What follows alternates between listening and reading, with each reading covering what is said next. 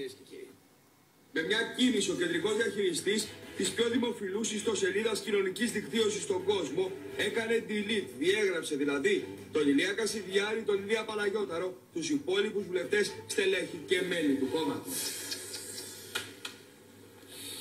Αρεσάκι, τα ώρες που βλέπουμε, διαγράφουν τη Χρυσή Αυγή. Χάλασε.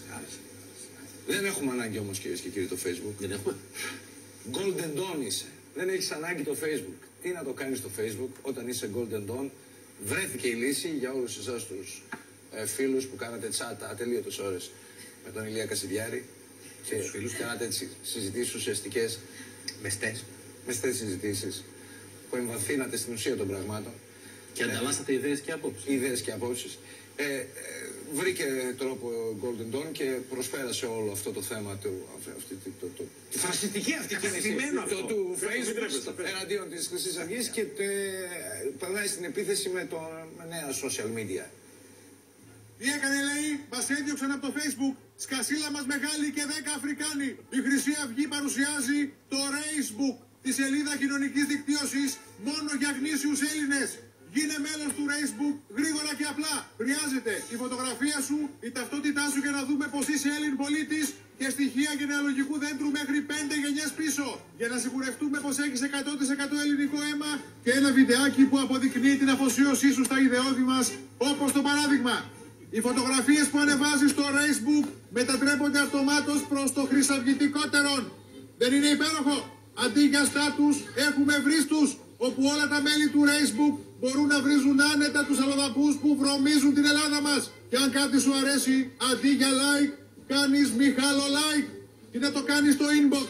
Εμείς έχουμε kickbox για να κλείνουμε τα ραντεβού μας και να δίνουμε ξύλο. Ξέχνα τα μαλθακά chat rooms.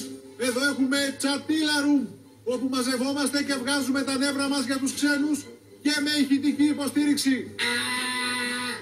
Έξω οι γα***ενεις και το αλλοδαπή από τη χώρα. Η διασκέδαση δεν λείπει από το Facebook. Παίξε μετανάστευη και σπάσε τους πάγκους των αλλοδαπών στις υπαίθριες αγορές. Ή το ολοκένουργιο Αιγέρθιβιλ. Μπήκε ο αρχηγός στην αίθουσα.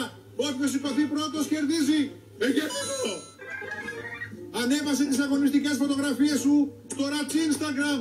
Εφάρμοσε πάνω τους μοναδικά εφέ και νιώσε υπερήφανος Έλλην. Ακόμη μέσω του YouTube μπορείς να διασκεδάσεις βλέποντας πολύ αγαπημένα βίντεο.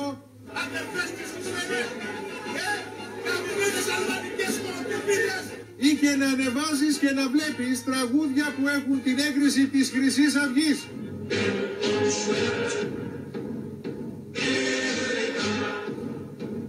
Φυσικά υπάρχει και η εναλλακτική επιλογή του γνωστού Twitter, του Χίτλερ, όπου μαζευόμαστε και κάνουμε τους αλλοδαπούς follow με μαδέρια.